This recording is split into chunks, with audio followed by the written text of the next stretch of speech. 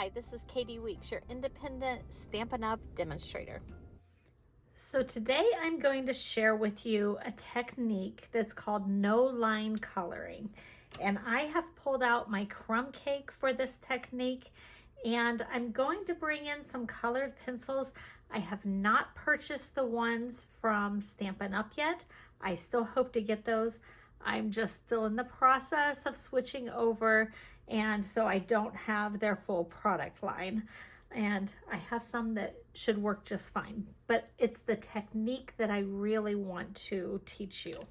So I am going to be featuring Spotlight on Nature. You can do this with any stamp set. It's really good if you can use something that is more like an open design. This one has quite a bit of lines, so we'll see how it works. But those lines will give me a hint as to where I need more shading. So I'm going to use that. I'm also going to be using the circle dies that come for the Spotlight on Nature dies. And so I have one of those pulled out as well. And I've already assembled a little bit from Frames and Flowers. It's a paper pack that I just have absolutely loved. I hardly have anything left of it. I have one piece of ephemera that I may or may not use. So I've just kind of assembled some layers so that I have a base card to use with this technique. Okay, let's get started with our crumb cake. And I'm going to ink up the flower stamp to start with. It has tulips on it, and you guys already know that's my favorite flower. And I'm going to stamp that off, and when I do, I'm like, yeah, that is way too dark for no line coloring. And so I'm going to stamp off a second time, and that is much closer to what I'm wanting to achieve. So the no line coloring actually means that it's really light line coloring. So you just want to use something that's very light, and probably for crumb cake, I would say it's second generation. I don't see anything in my selection of stamp pads that would be lighter than crumb cake, and I usually like a very light tan, depending on what I'm stamping. So I'm stamping off the leaves, stamped off the butterfly, and I've got things like first generation and then a second generation basically of stamping. So I just want to make sure I have enough of these that I have a selection of something to choose from. And a lot of times when I'm doing a technique like this, I will stamp off a couple.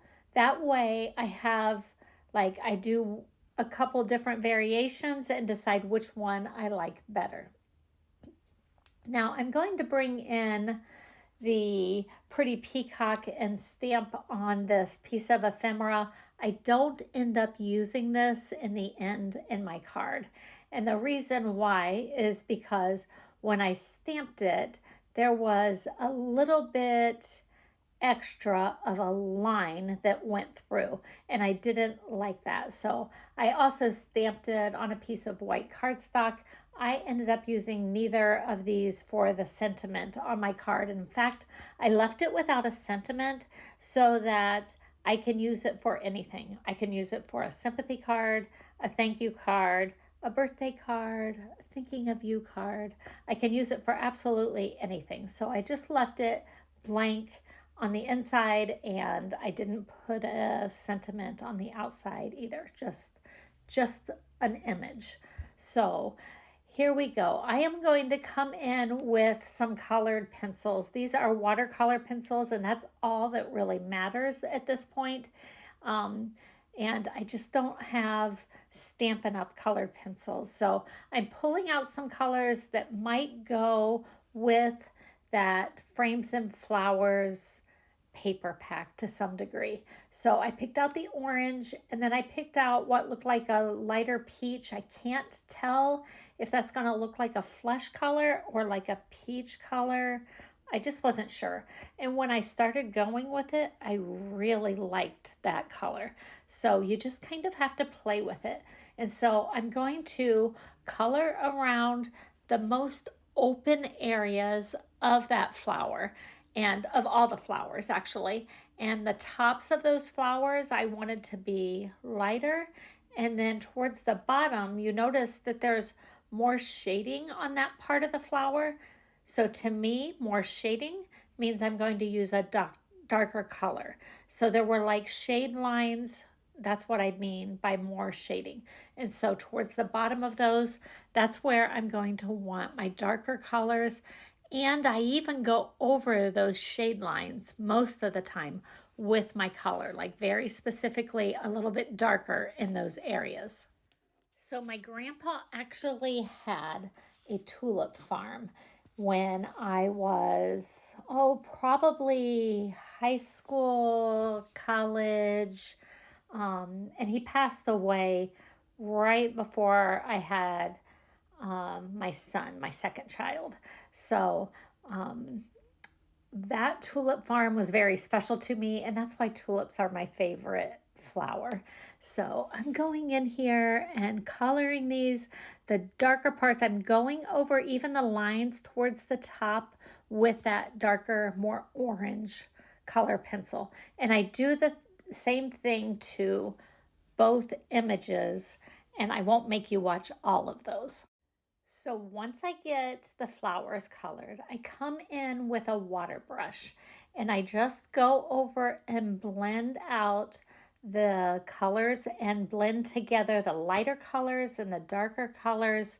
And I do that on all of the flowers. If I need a little bit more water, I tend to go to a scrap piece of paper or a part of the paper that I'm not going to need, and I squeeze it a little bit and it makes almost like a puddle, and then I don't like to squeeze that over the part that I'm coloring. Does that make sense? I do that off on a scrap piece of paper.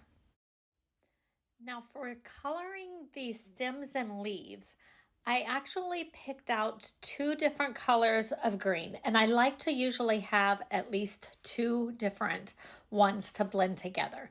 So the first one was a truer green, and I went over all of the stems and I went over the outside of all of the leaves, and then there was like a line going down the center of those leaves. I went over that line as well, and I did that on both images.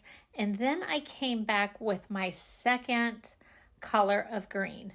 And my second colored pencil was more of a blue green. And the reason I chose that bluish green was because the card that I'm putting it on has that pretty peacock design series paper, and I thought the blue-green would help it blend nicely and coordinate nicely if it had some blue undertones to it. And of course I came back with my water brush to blend the two colors of green together on all of these stems and leaves. And then when I was finished with that, I went to my next cluster of green leaves. And here I repeated the same process. I took the true green and I traced along the outside and over the stem lines in the middle of each leaf, and I went through with my true green and did that, and then I came in with the more bluish green and colored in each of those leaves. And then once I finished all of that, I come in with my water brush and I just blended each part of the leaves and the stems. And so it was pretty quick, and you can see that sometimes I have to go back and do a little bit more blending, but since I did not use watercolor paper, I don't like to go back with too much water to add to it because I don't want it to kind of peel up. So I'm just kind of cognizant of how much I use and try not to overdo it on the blending, especially when I just use traditional white Willow cardstock. So here are the leaves, and then I need to figure out where I'm going to die cut each of these clusters of flower. I still have not decided which one I want to use on the front of my card. So I die cut each set of tulips. And then after I have both of them, I hold them up to the card and try to decide which one I like the best. I think I like the darker one a little bit better. So that's the one that I will go with. And I did color in the butterfly. I used that truest orange and I came in with more of a gold yellow and blended that on the inside and then used the water brush on that as well. And I actually went back after I finished the whole card and added some clear shimmer brush, which is like the Stampin' Up! Wink of Stella, and put that just on the butterflies so that it gave a really nice vibrant pop of color with some shimmer to it as well. And then I am going through and fussy cutting the stems of leaves, and the butterfly as well. And when I was watching a video from Laura Daniels the other day, and I believe her channel is Ink and Whimsy, she had cut out a butterfly or a ladybug or something and did not cut out the antenna. And I always hate fussy cutting those little antenna. And so once she got the little creature on her card or scrapbook layout, she went back with a marker and drew in the little antenna. And I'm like, that's genius. That's so much easier. And so that's what I will do when I get to that step in my card. So I brought in my little mat so that I could use it and put my adhesive down without getting sticky stuff all over my glass mat. And that silicone mat is just great for when you need to do adhesive. And then I did add some of the mini dimensionals under some of the leaves so that they would stick up. And then I added the full-size dimensionals behind the circle of tulips. And then I just glued down the butterfly and added the mini dimensionals under the top and bottom of the wings. And that seemed to work great. It gave just enough dimension to everything, and I really like how it turned out. So here's where I'm coming in, and I had used the crumb cake, which was kind of a brown, so I chose a brown pen to make the little antenna on my butterfly. And I really like how it turned out. So give that no line coloring a try. I think you'll really like the effect.